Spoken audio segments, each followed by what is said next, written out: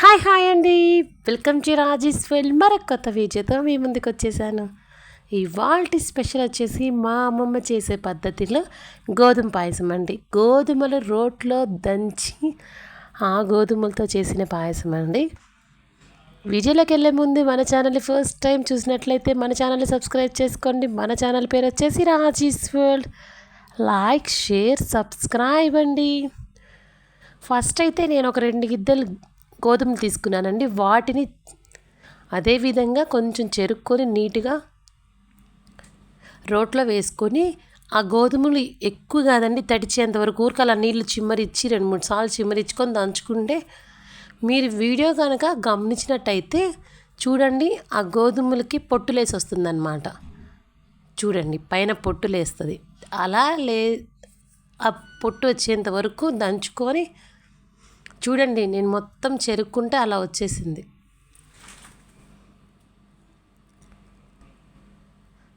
ఆ పొట్టు మొత్తం పోయేదాకా దంచుకొని ఇప్పుడు అదంతా పొట్టు తీసేసుకున్న తర్వాత మళ్ళీ ఇంకా 2 సార్లు అలా దంచుకొని ఇంకా ఏమన్నా ఉందా అని మొత్తం దంచుకున్న తర్వాత పొట్టు మొత్తం అండి అసలు ఏమి ఉండకూడదు గోధుమలకి పైన. ఇది ఎంత కష్టపడతామో ఈ పాయసం కోసం అంత టేస్టీగా ఉంటుంది అన్నమాట. ఇంక ఇప్పుడు గోధుమలు పొట్టంతా పోయిందన్న తర్వాత ఆ గోధుమలకి 2 గిద్దెలు గోధుమలు తీసుకున్నాను కదా, దానికైతే నేను అరగిద్దకి ఇంకా కొంచెం తక్కువే బియ్యం వేసుకొని బాగా ముద్దయ్యేటట్టు ఆ గోధుమలు మనకి తగలకూడదు అన్నమాట. బాగా కచ్చపచ్చగా కాదు, బాగా సన్న నూకలాగా దంచుకోవాలన్నమాట. నేను చూపించిన విధంగా నూకలాగా దంచుకున్న తర్వాత పక్కన పెట్టుకొని ఇప్పుడైతే స్టవ్ ఆన్ చేసి సిమ్లో ఒక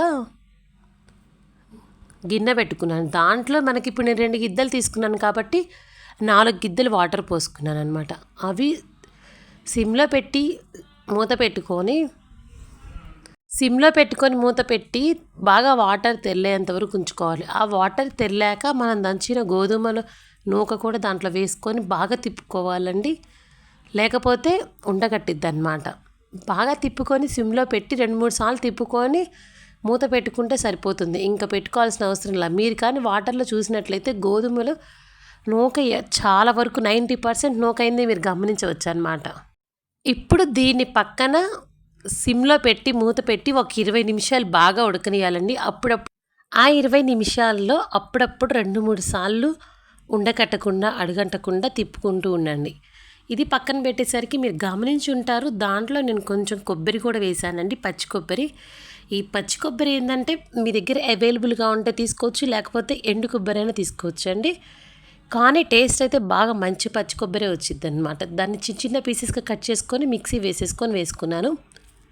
దీని క్వాంటిటీ వచ్చేసి మనకి టేస్ట్కి తగ్గట్టు వేసుకోవచ్చు. నేను ఇప్పుడు 2 గిద్దలు గోధుమలు తీసుకున్నాను కదా, నేను చూపించిన చీప మొత్తం వేసాను అనమాట. అలా కొబ్బరి తురుము కూడా వేసుకున్న తర్వాత బాగా ఒక 10 నిమిషాలు ఉడికాక గోధుమలు కొబ్బరి బాగా ఉడికింది అనిపించాక మనకి 2 గిద్దలకి నేనైతే 1/2 కేజీ బెల్లం తీసుకున్నానండి. దాన్ని చిన్న చిన్న పీసెస్గా కట్ చేసుకొని వేసుకున్నాను.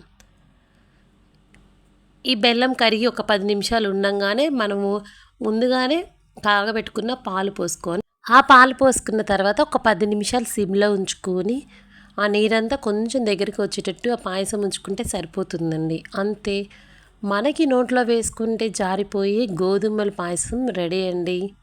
మీరు ఎప్పుడైనా ఈ గోధుమల పాయసం తిన్నారా? ఎలా ఉందో కామెంట్ చేయండి. నేను చేసే పద్ధతిలో చేసుకుంటారా లేకపోతే వేరే పద్ధతిలో